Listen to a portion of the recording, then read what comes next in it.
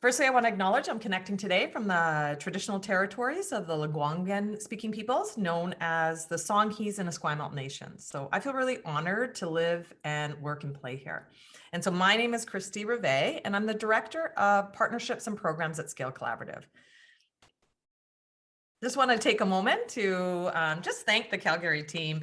We've got Allison here, and we've got Katie here, and they're really hosting this program. And their colleague Ingrid is joining. So excited that she'll be able to answer any questions really around that application portal if this program is something that you feel that would bring value to your organization. So we'll hear a bit from Ingrid later as well. So today I'm here and Fernanda Martinez is here, our program assistant. So if you do have any technical difficulties, please reach out to Fernanda directly and she will try and assist you. So I want to just maybe start with a really quick background, a bit about Scale Collaborative.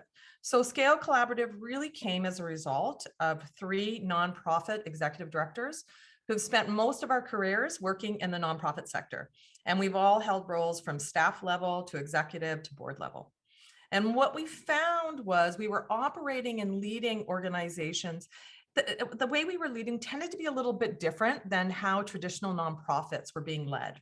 And our experience took an enterprising approach. And so we were able to transform the organizations we were leading into really financially resilient nonprofits. And because of that, we were really able to scale the impact we had on the communities we served. And all of the financial strategies and everything that we're going to talk about as part of the Thriving Nonprofit program, each of us have developed or scaled or accomplished within different nonprofit organizations.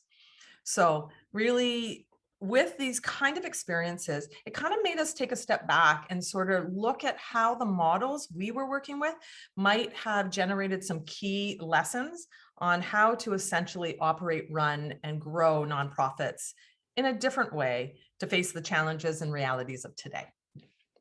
So traditionally, when you're a leader of a nonprofit, you have to write grants to support your programs, and your team generates these great ideas, and you need to find those resources to be able to begin them or to keep these impactful programs being offered long-term in your community. And what I found is that I kept running into not being able to access the right kind of financial resources at the right time in the right amounts. And so that made it complicated sometimes because I wasn't able to respond to community need in the moment. And that was simply because my organizations didn't have the unrestricted revenue to be able to respond to that need. And so I made a shift and I began to think about how I generate different kinds of financial resources because I was really kind of tired of getting stuck due to this lack of resources and being on that granting hamster wheel, which I'm sure many had felt before, that hamster wheel. And so Scale Collaborative, like I said, was sort of born from this common way of thinking. And from there, we began having conversations with our local communities foundation, Victoria Foundation, on how different ways enterprising strategies could support the nonprofit sector. And so we decided to partner with the foundation around the Thriving Nonprofits program to look specifically at how you create a strong diversification strategy in order to be able to increase your impact. And that's how the Thriving Nonprofits was born. And that was delivered its first session in 2016. So over the years, we've really listened. We have a really extensive sort of evaluation and feedback loop so we can learn the lessons. We keep our eye, we're very involved in the nonprofit sector. So we always can see, different trends and different gaps and capacities that we might be able to value and bring into our sector. And we've integrated those back into the program. So over the past years, Thriving Nonprofits has been delivered to nonprofits and charities in BC and Alberta. It's gone into rural and urban communities, big cities, small towns, coastal and mainland. And I would say the organizations ranging from about that $200K budget up to that 10 million budget. So there's a wide range. And so it focuses on strategies. So it's not so much the size of your organization, but it's really around the strategies and the way we've developed the program, that it allows the cohorts to sort of compare apples to apples, even when you have different size budgets. So as Allison mentioned, Calgary Foundation hosted the first Thriving Nonprofits program in 2021, and we're really excited that they're going to host it again in 2022. And I really just want to acknowledge the deep respect for that, coming from a foundation perspective in supporting organizations to be able to go through the program and create that space and time for nonprofit leaders to plan out their financial strategies that they may have been thinking about already, or have access to new ideas that they'll learn through the program. What we know for sure is that the program can have real game-changing results. Participating organizations have gone on to implement fee-for-service strategies, social enterprises, they've purchased community real estate, they've acquired other assets that allow them to scale their impact or bring financial resiliency into their organization. And perhaps, equally as important, it's the opportunity for the culture of their organizations to shift away from scarcity mentality and risk into abundance and into what is possible. So today, we're going to begin by talking about what's happening for the nonprofit sector, a bit of a situational analysis. And then we're going to dive into the Thriving Nonprofits program specifically. And then we're going to hear from a recent past participant that was part of the Calgary cohort about their experience in the program. And then we'll go over any details on how to apply, again, if you feel the program would bring value to your organization, and where you can find more information. So please feel free to pop your questions into the chat box as we go along, and hopefully we'll answer them during the presentation. And at the end, we'll open it up for questions and come back to anything that we might have missed. So there's lots of us on the call on the Zoom today. So maybe what I'll do is I'd love to invite anyone to share what they sort of see as the trends and forces that are having an impact on our sector today. And because there's so many of us, maybe we can use the chat box. And I know we're all pretty familiar with Zoom, but just in case, that chat box is really just located right at the bottom of your screen and one of the middle icons. So what do we see those trends and forces affecting us? And what do we see coming down the road? And let's broaden the conversation, because there's the COVID effects, and then there are the broader trends impacting our sector. So anyone want to share what they're sort of seeing? Some of the trends? That cyber risks, that COVID, how COVID's affected our ability to fundraise and funding. Yeah. Funding for pilots and these new ideas, but not that programmatic funding all the way through. 10 years down the road, a program still be very impactful, just really challenging to continually bring it forward with continual funding. Shifting in philanthropy, different ways that donation trends, they're really shifting. How people give, government contracts. The more pressure, I see a lot around that, more pressure of the things you need to have in order, from insurance, protection, more sophistication in that IT. Different ways that we engage millenniums. It's a different shift, right? And I'd say from being part of our community as well as our employees. What does that look like inside an organization for your staff?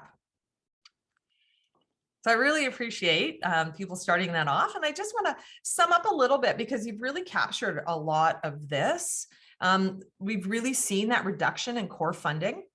Of course, in government contracts, amounts have not risen on par with inflation over the last 20 years. So those contracts are not worth the same amount anymore.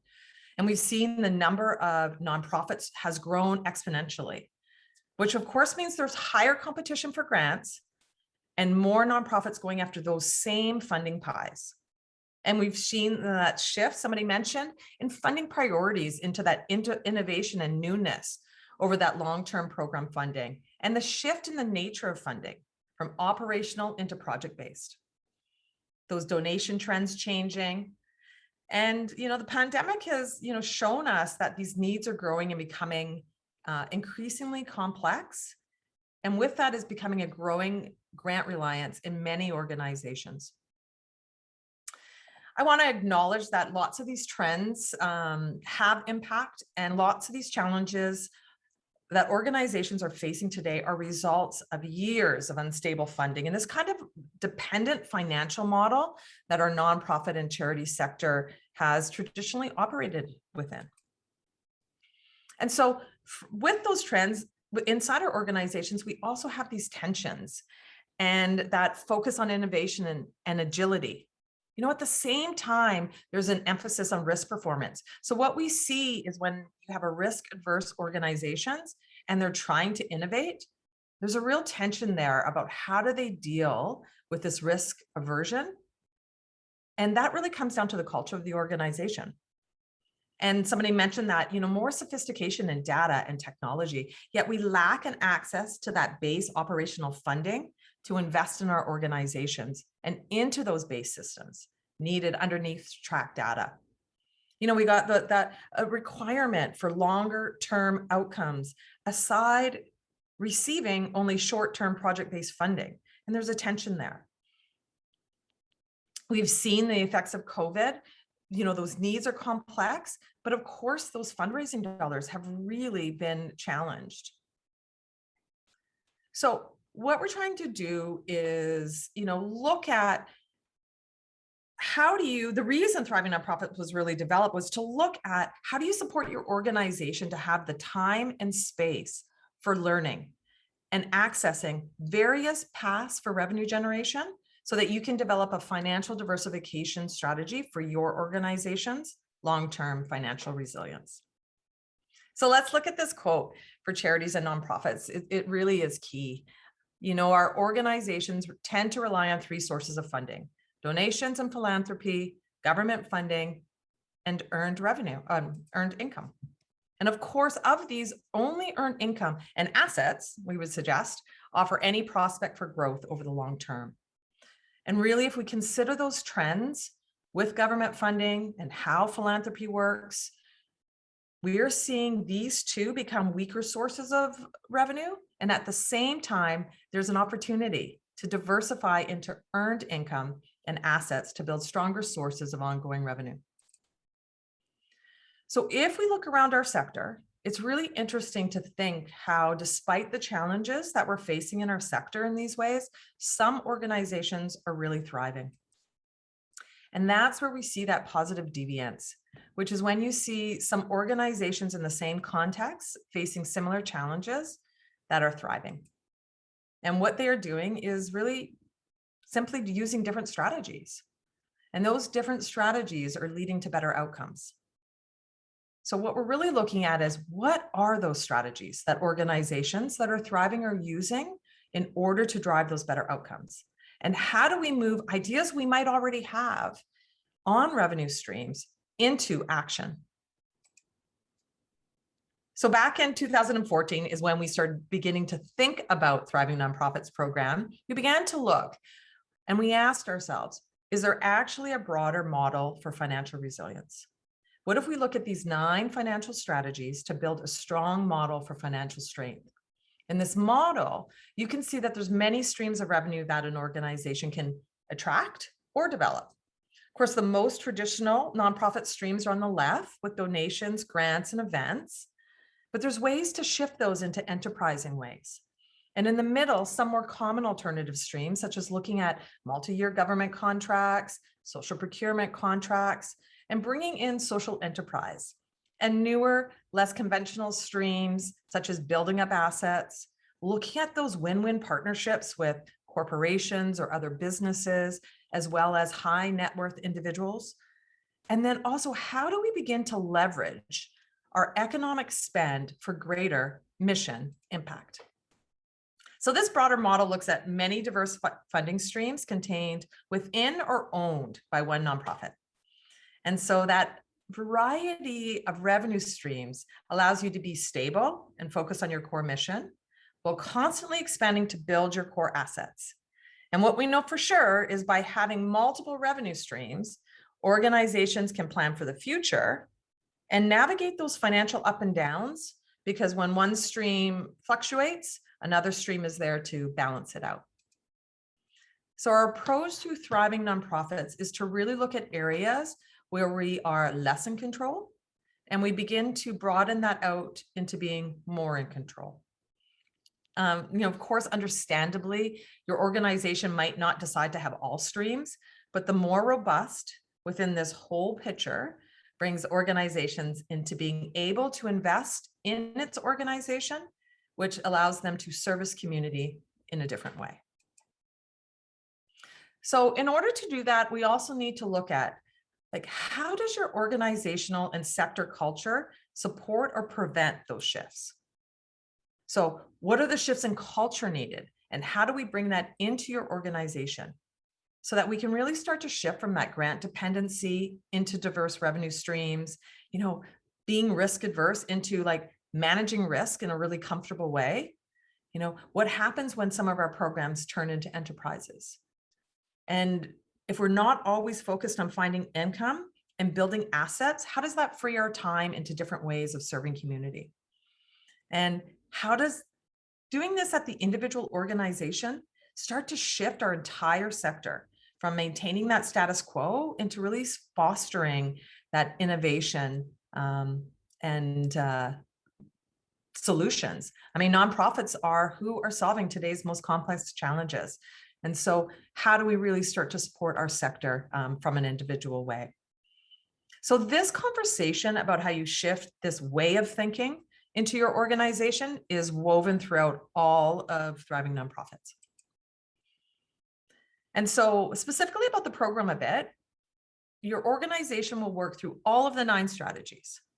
The program is a cohort model, which combines online learning, virtual live sessions, around capacity building. There's a lot of peer learning from each other. The nonprofit sector has amazing high capacity leaders, and how do we learn from each other? And you're provided with tailored coaching for your organization in order to develop your strategy for revenue diversification. So all the details on this specific cohort, the Calgary cohort, will begin onboarding its participants in January 2022, so that you really have time to, understand, ask questions about the technology, and to do the pre-work, which really sets your organization up for success throughout the whole program. So we see the first virtual session will probably be February 2022. Not probably, it will be in 2022. And applications open today and they close December 15th. There's no fee to participate, as Calgary Foundation is hosting this for community. 3 people from your organization are invited to participate. And because part of the program is about the cultural change and shifts, we ask that it's a board member, an executive director, and senior staff attend. So this invitation, when you apply, is for 3 people. And we appreciate that it can be challenging to always have this mixture, and we're okay to have this on a conversation on a case-by-case basis.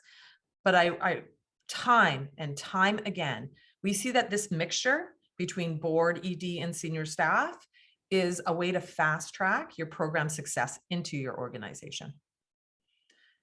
So it's combined with coaching. And so each organization gets 7 hours of coaching throughout to really think through and strategize specifically what's coming up for your organization.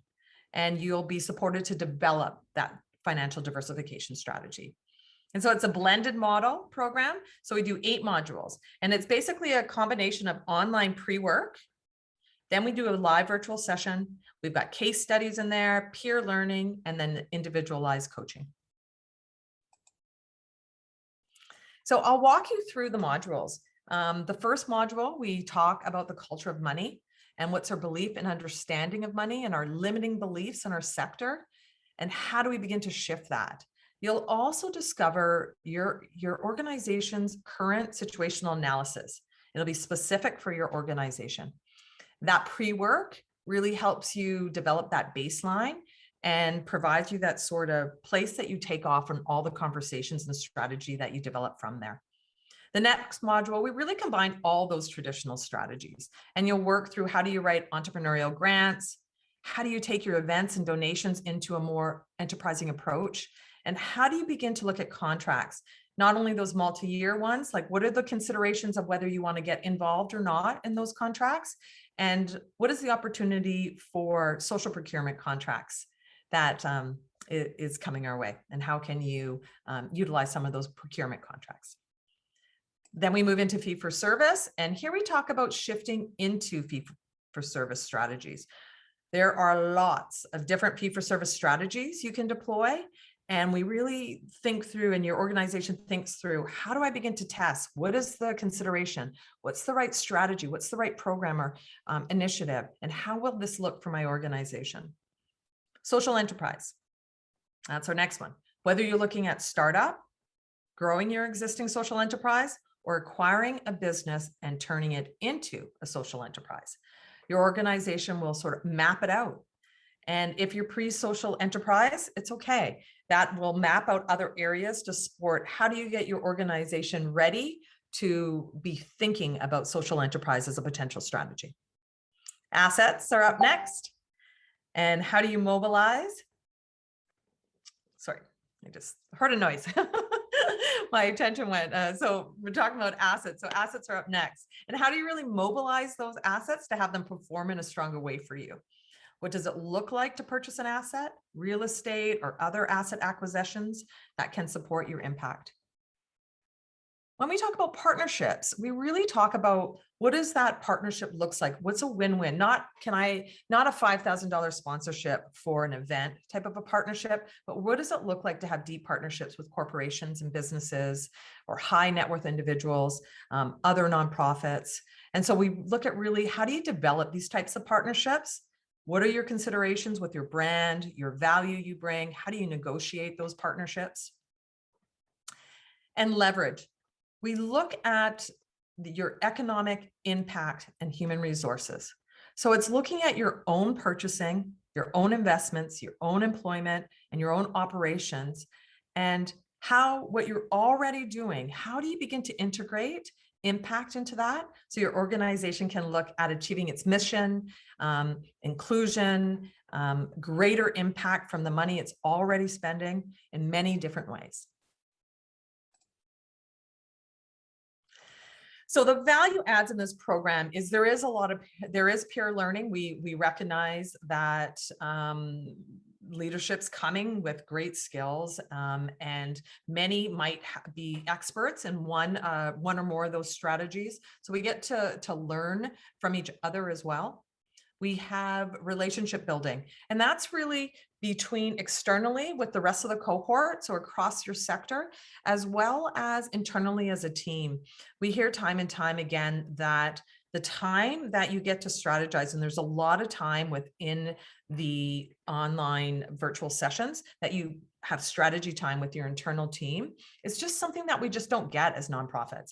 You know, we get together once a year, once every 3 years to sort of do that strategic plan, but to really have that carved out time to think about each of the strategies, figure out what you want to do. Are you going to do it? What are your next steps? It's just time we don't often or ever really get as a team like that with our board and our ED and our senior staff. There's that tailored coaching we talked about. So that really is just for your organization specifically. And then throughout the whole entire program, you're working on a diversification strategy while it's really fresh in your mind throughout each module. And at the last session, each organization gets to present their strategy. So they have that presentation. Then we do a really structured way of how we do that so that you also get to really gain the knowledge of the collective and the wisdom of everyone else in your cohort. And we've seen that this presentation, of course, then allows you to start to carry that forward, to share it with the rest of the board members, to share it with your team. It starts to have you that collateral that you need to continue to move forward.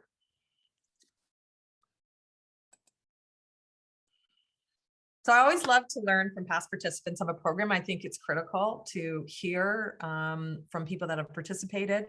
And so just want to make sure that you get an opportunity, just a few quotes. And we're also very grateful to have Brian Terrance, Executive Director at Ever Active Schools. And is Brian here with us? Hi, Christy. Oh, wonderful, Brian. That's so great.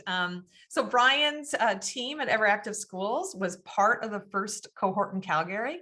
And so Brian's going to share with us, just from his point of view, how that, what they gained from the program, where was that value, and any other thoughts. And so we'll also have time to maybe ask Brian some questions as well. Thank you so much for joining us, Brian. For sure.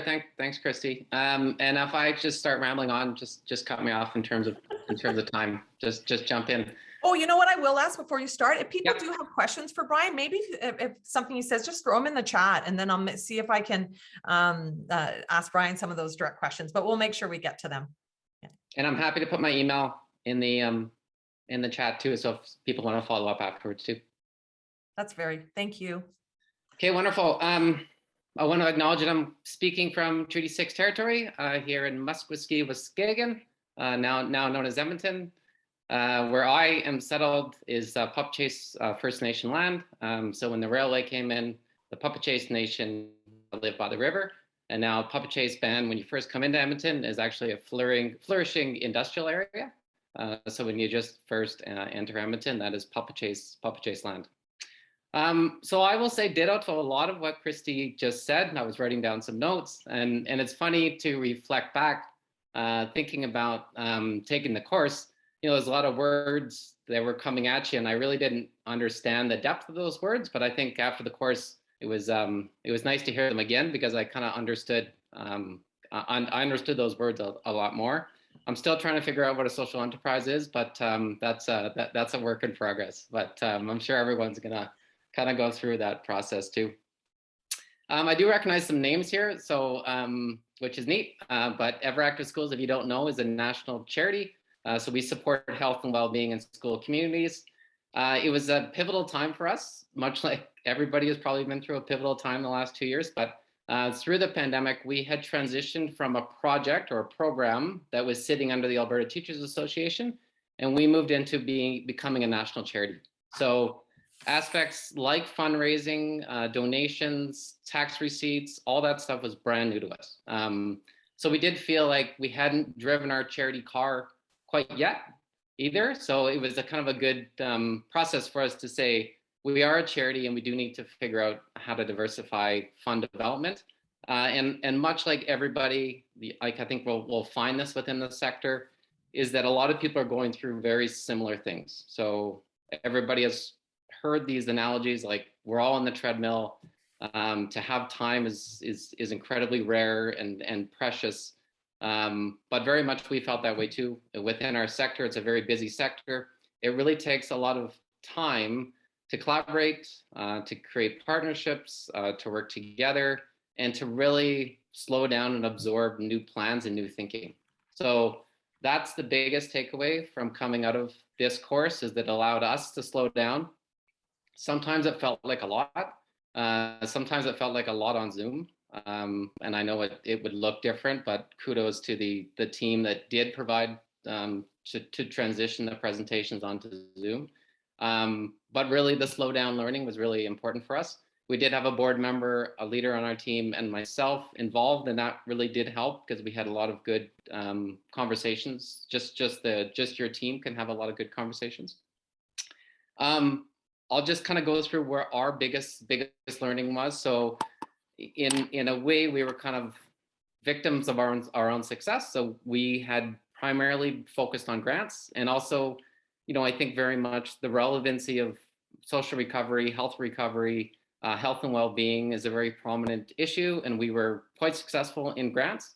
But by being so successful in grants, we never stopped and pivoted and kind of went a new direction. So this kind of very much allowed us to slow down, to think about especially partnerships differently. So I think instead of approaching those partnerships with a culture of scarcity, we started to approach those partnerships in terms of abundance was the word that we were using, but very much we approached those partnerships like we really had something to offer. So especially groups like corporations that have a social responsibility cause. They have a need to reinvest back into the community. So we started to really better understand that world in terms of social responsibility and essentially what we had to offer. If you talk to a lot of organizations or corporate private organizations, and they start working with a charity like us, like we have access to every school in the province, and we didn't think about that as an advantage. That's just the business that we've done for the last 20 years by being close to educational partners. But we started to reframe that, and then also look at the potential of that. So we started to shift, and also we had some really true, honest conversations within our organization to say, do we want to start saying no in order for us to start saying yes? My personal approach was we can still go after the grants, but we can start thinking differently. And I think it was important, and we've gone through this transition the last probably 6 months, is that we have started to say no, and that has opened up new doors. But that's a hard one, and that's why I think it's important to go through things as a team. The coaching really helps in terms of just allowing to have those like debrief and questions afterwards, because there is reading, there's a lot of content, and then you kind of have to digest it. So I really did appreciate the coaching just to throw ideas around. And there's a lot of good learnings that we weren't aware of, such as vendor procurement and those kind of things were all very alien terms to us. And we started to understand what that process was.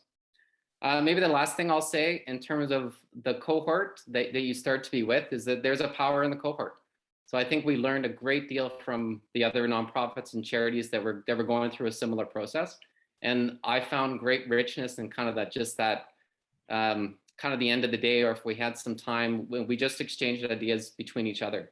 So one quick idea, and not to say it's been successful, because I don't know where all of this landed, but many of the organizations have stayed in touch.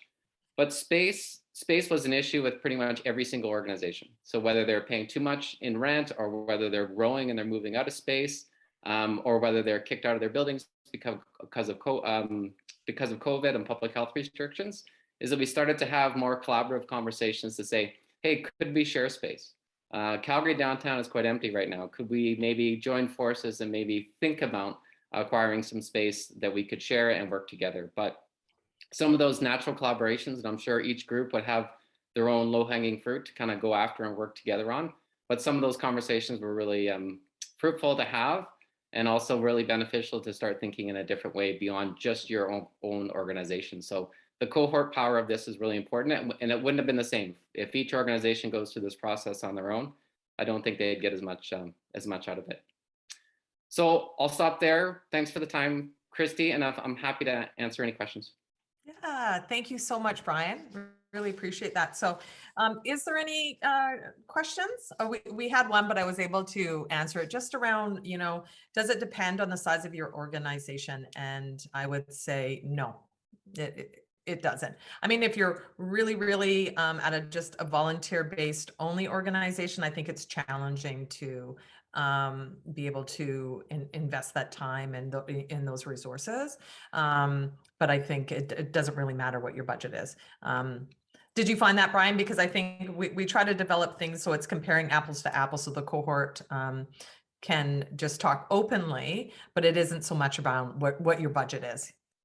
Yeah, no, we had a wide range of, like, I'd also say social issues. There's a lot of different social issues that each organization was focused on. And then also a wide range in size of the organization too. Yeah, for sure. Yeah. Did you come into challenges with too much restricted funding? Yes, and I'm just fresh off an audit, so I've very much understand restricted funding. Yeah, I think that's always a challenge, and I think we learned a lot in terms of the power of unrestricted funding. So in terms of the power of just that general donation, which we had not had our headspace around, and now we are, we've created strategies around that. We sell a lot of resources to schools that provides us unrestricted funding when we sell those resources.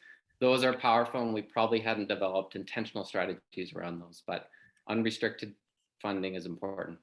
Yeah, and I will say that, Thriving Nonprofits really respects grants, and that is part of a nonprofit and will always be, especially in that research and development. It's just very you know, with the sheer number of nonprofits that we have and the sheer amount of, you know, these funding pies, I mean, it does, the unrestricted revenue allows you to sort of go into a different place, right? And be able to tap into those resources as a complement to some of your grants. So you're not as, how do you reduce that grant reliance? By building up different streams. But it'll always be part of our mixture, and that's a beautiful thing. And that's a wonderful thing. But how do we balance that out so it's not the overridingly part of your budget? Indeed. So I'm just, Brian, I'm just going to check just a couple of these questions here. Optimum, the cohort, we're going to do 16. Calgary, I think Allison or Katie answered that.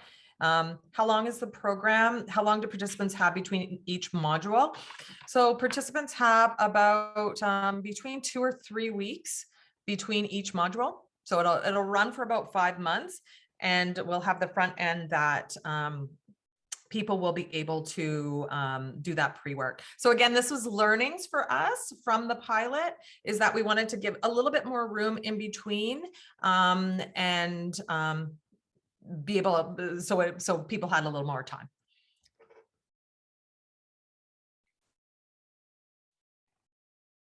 And does the program require a board member to participate? I'd say that it's really critical that your board member participates. Sometimes a board member might not participate in the coaching. Other times it might. The reason the board member is really critical sometimes is because that's also really the culture of your organization and that risk piece. You can have the most enterprising executive director out there, and if their board sits in complete risk aversion, they clip the wings of that executive director. And you know, we've seen the trend that they either lose that executive director, or there's just they're not able to create the impact they want. So this allows some hard conversations to take place. And it is, like Brian sort of said, you get that time in your internal team to have those conversations, as well as the cohort, because we do have a trusted space that we create.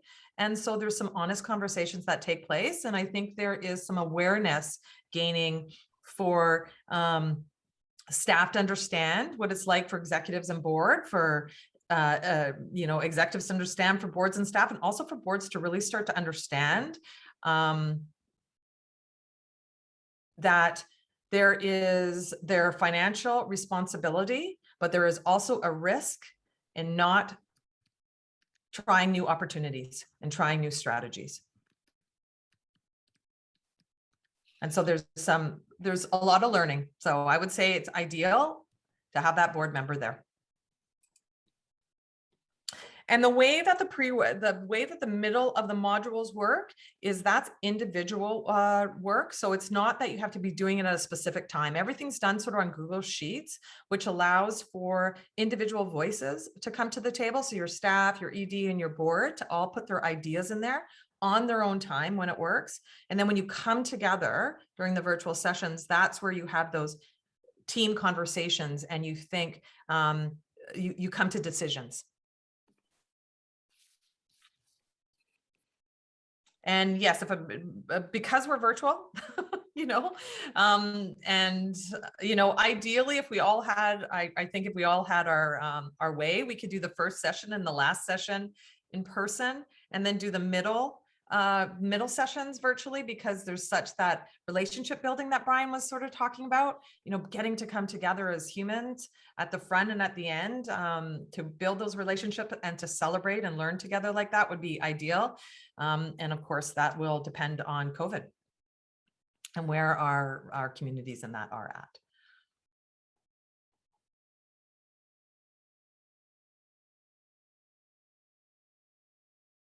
The criteria for the 16th. Oh, perfect.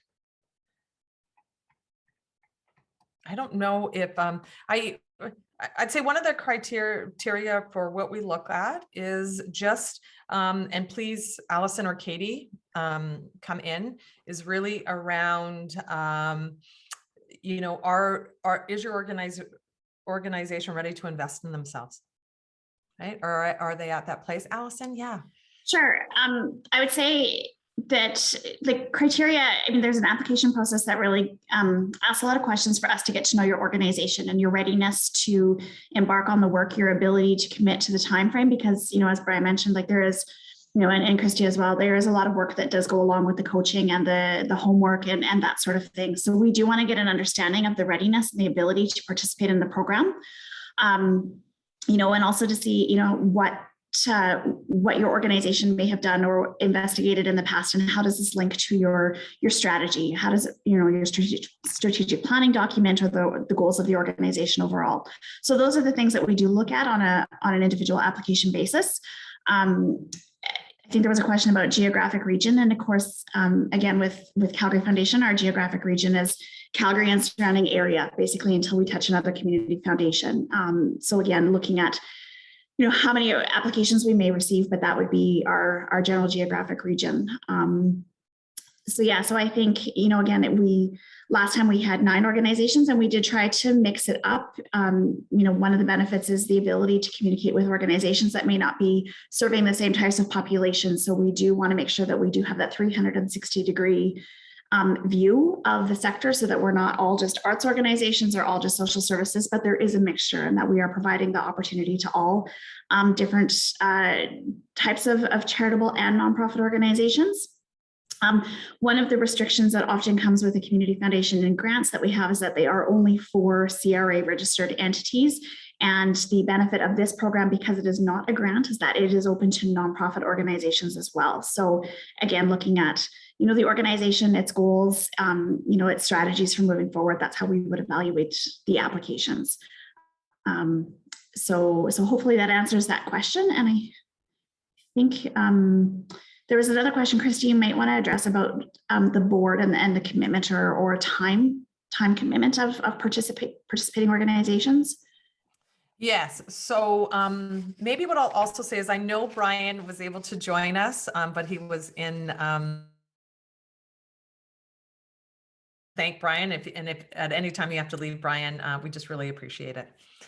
So thanks. Stay, but I also just want to respect that as well. So thanks.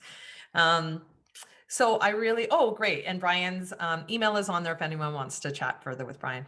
So for the board and for the time commitment, so let's talk through it. So basically there's 8 modules. Okay. So I would say the first session and the last session, and this is over a period of 5 months. So the first session and the last session are 5 hours. So they are a bit longer.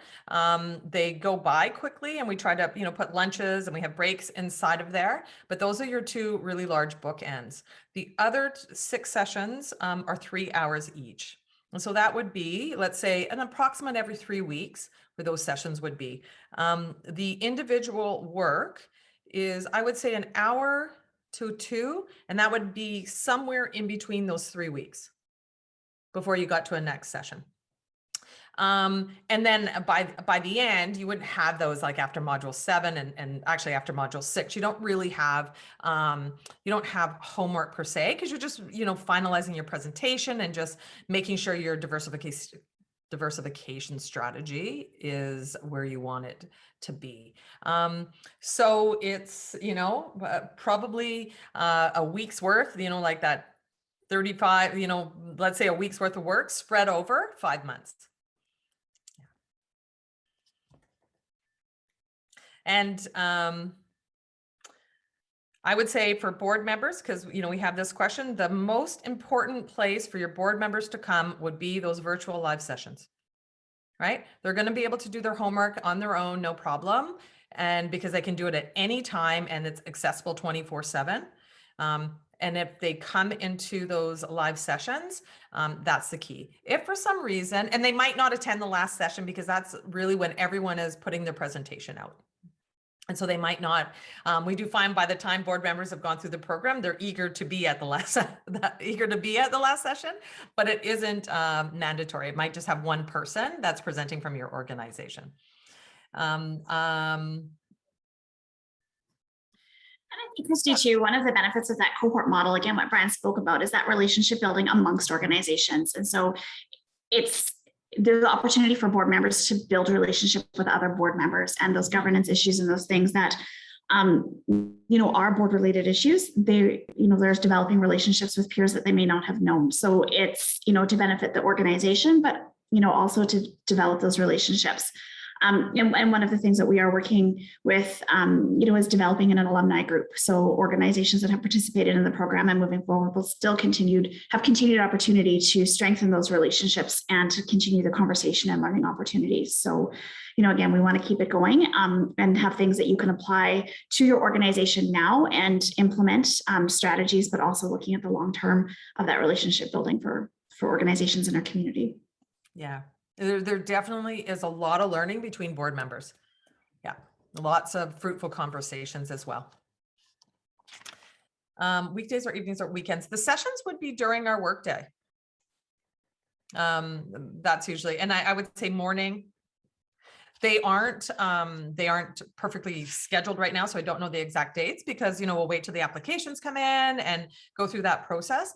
But when organizations were allotted that they were accepted into the program, we would know those dates the whole way through. And so, yeah, but I'd say we try to really respect that it's not going to be on a weekend or a weekend in the evening. So it would be during the day. And I would say one morning, and we'll keep that consistent. Yes. And if all sessions are recorded, the main part of the sessions are recorded. When you go into a breakout group and it's just your internal team talking about strategy, that's not recorded. So our group cohort, all of our time together is recorded, and those sessions are automatically uploaded the next day onto the online portal so that anyone who wasn't able to attend is able to sort of get that learning, and you're able to reference it at any time that you need it. And I'm just paying attention to the questions that are in the box too about participation. And I just want to recognize that there will only be 16 groups. Last time we had only 9 groups participating. And so that time commitment, if that will be a challenge, it's important to be honest about that up front in the application process, because we don't want to have an organization that is accepted into the program that then is not able to complete it. And that will have been taken a spot away from someone else who may be able to do that time commitment. So we do really want organizations to look internally and to be honest, to say if they're able to commit to the time commitment that does take with this program. So as you're filling that out and as you're deciding on your group to participate in the cohort, to really think about that. Yeah. And I think the time commitment, I would say it catapults your organization forward in a way that just cannot happen in our day-to-day, how we're responding and moving and, trying to, make sure we get the next funding and, this sort of way. This program allows you to stop from the day-to-day, move out into strategy, and really take strategy, develop it, and move it into how are we actioning it. And so when you leave, you've got ways of how you're implementing, what needs to change, what do you need, how you're going to do it, so you're moving towards your strategy in a real way. So it is the time commitment, but it catapults your organization in a way that is really difficult to do on, 1 to 3 year strat plans. Maybe I will just, I wonder if we want to open it up at all to, I'll just see if there's any other, gonna put this forward. Oh, I do want to share this with you because I think it's really important. We did 4 pilots in communities in BC and Alberta. And this is when every one of those participants were asked, this is the results of what they would recommend. So we were pretty excited by the value that it brought organizations. So just a few details here because I want to respect everyone's time, but I want to be able to get any questions around that grant portal that people may have. There is a website if you want to check it out to sort of learn a little bit more or to hear a couple other participants. There's some videos on there that just sort of can teach you a little bit more about it. You apply at, oh, thank you. Look at that. There's where the page is on Calgary Foundation's website, as well as the application portal. So that's really great. Katie's here alongside Allison as well. So she's really familiar with the program and can answer questions and connect connect with nonprofits or charities about it. And I've also left my email address as well, and I'm happy to answer any questions at any time.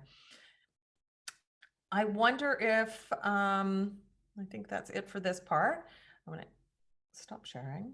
I wonder if there's any one of the questions, if there's any questions about the grant portal. I don't know if there is. And if we want to hear anything from Ingrid, I just want to answer this. Just to confirm, the organized team is of 3 must commit to all modules. Each module is a different strategy. So during that module, your team will think through, what is the diversification strategy we're going to use on this particular strategy? What are we going to do? Are we going to move this forward now? Are we thinking about moving it forward when? What do we need to do? Where do we need to go? Like, how are we actioning it? This whole thing. So each module is one strategy other than the traditional ones. So it is really valuable to commit to every module. And I think from testimonials of other organizations going into the program, there were modules that they didn't think that they were interested in, but actually from learning and walking through the module, that they actually were able to shift their overall strategy to implement that because they saw more alignment. So I think, again, you may go in with some preconceived notion, but come out with something completely different. But we do, it is a requirement of the program that everybody is attending for all of those modules. Yeah. And you're so right, Allison. We do see that a lot, that people do have their understanding about this particular strategy and it's not right for the organization, or they're not interested, and they flip in the moment once they've learned what's possible, and then they change that. They take that on as their number 1 strategy. So it's really interesting to sort of hear and learn. Yes, the first live module, like the first session, would be in February 2022. And of course, we'll have lots of notice that people would get those calendars and their Zoom invites in their calendars. And if for some reason it was in person, people would know that as well.